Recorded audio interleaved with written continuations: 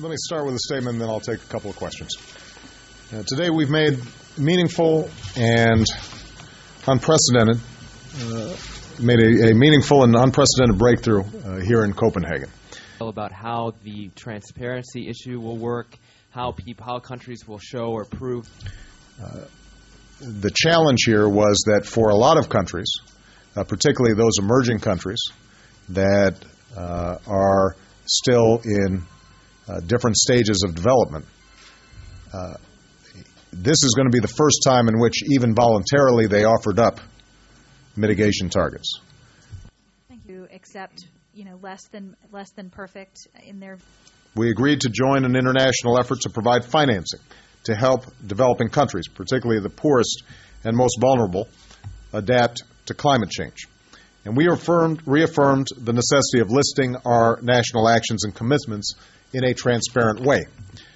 And these three components, transparency, mitigation, and finance, form the basis of the common approach that the United States and our partners embraced here in Copenhagen. Sufficient, or do you think verification is going to remain a source of friction between the U.S. and China, and also on... We've come a long way, but we have much further to go. To continue moving forward, we must draw on the effort that allowed us to succeed here today. Engagement among nations that represent a baseline of mutual interest and mutual respect. Climate change threatens us all. Therefore, we must bridge old divides and build new partnerships to meet this great challenge of our time.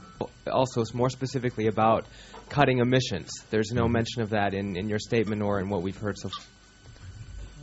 These countries have set forth, for the first time, some very significant mitigation efforts.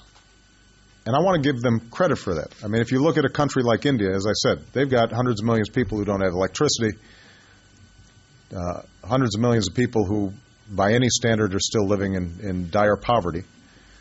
For them, even voluntarily to say, we are going to reduce carbon emissions relative to our current ways of doing business by X percent is an important step, and we applaud them for that. A source of friction between the U.S. and China, and also on cap and trade. Were you able to... Because of the differing views between developing countries and developed countries in terms of future obligations, the most important thing I think we can do at this point, and that we began to accomplish but are not finished with, is to build some trust between the developing and the developed countries to break down some of the log jams that have to do with people looking backwards and saying, well, Kyoto said this, or Bali said that, or you guys need to do something, but we don't need to do something, or getting out of that mindset and moving towards a position where everybody recognizes we all have to move together. Thanks, guys. Don't miss the motorcade, guys. Don't miss the motorcade.